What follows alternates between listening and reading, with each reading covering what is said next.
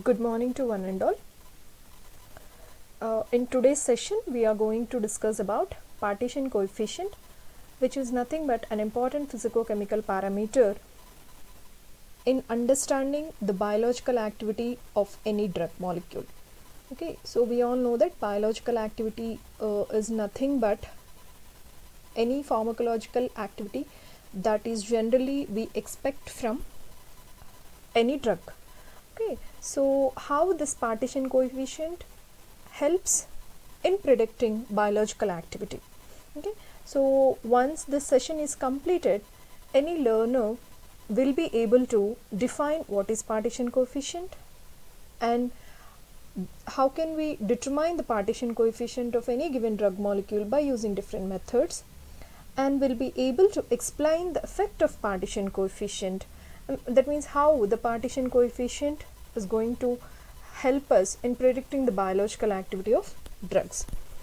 First and foremost, let's see the definition of partition coefficient.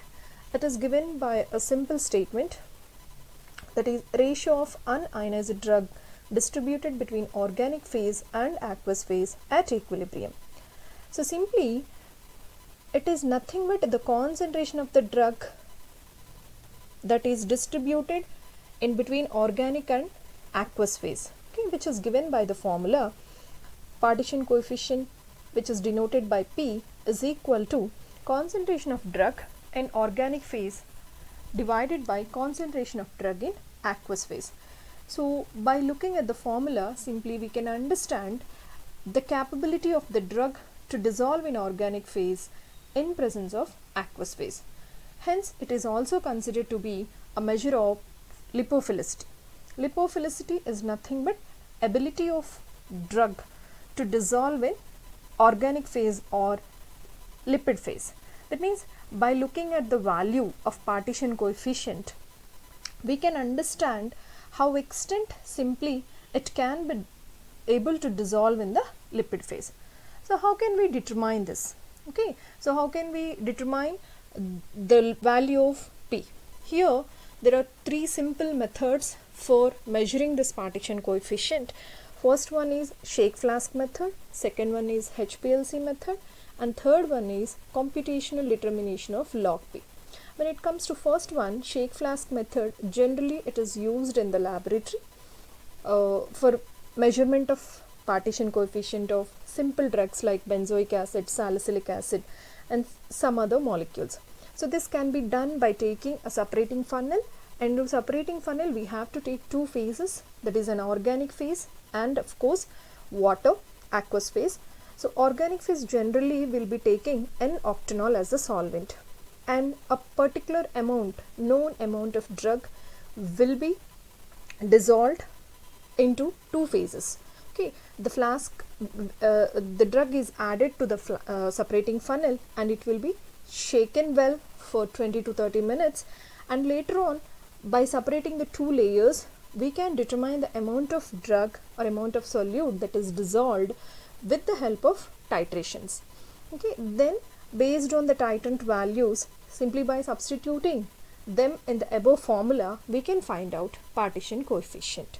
This is one of the method, and the second method is HPLC, high performance liquid chromatographic method. Simply by using a HPLC instrument, by giving this solute or drug into the instrument, the column of the instrument, chromatographic column, we directly, the solubility, the dissolved solute will be analyzed with the help of digital values. Digital display on the instrument will give us the value of partition coefficient. And the third one, it's more simple when compared with shake flask and HPLC, that is computational determination of log P.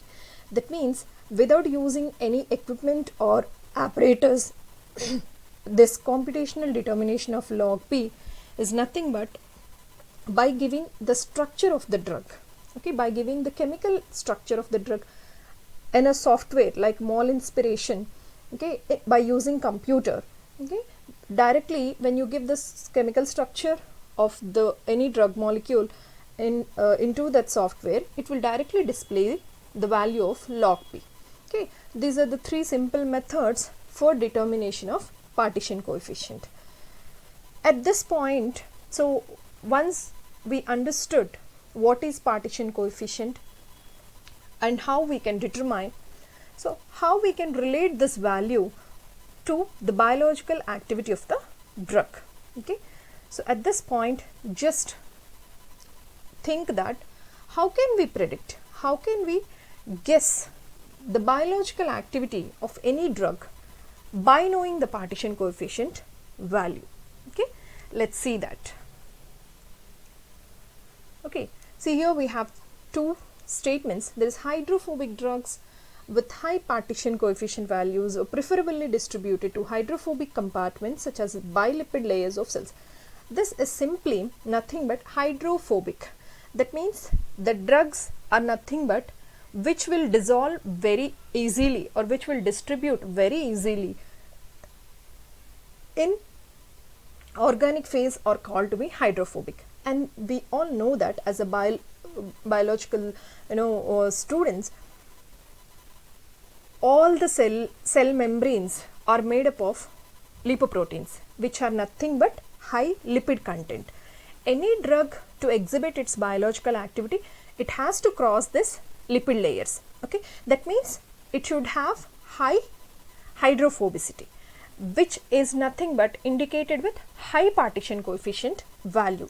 Here, if you once again recollect the formula of partition coefficient, which is nothing but partition coefficient is equal to concentration of drug in organic phase by concentration of drug in aqueous phase.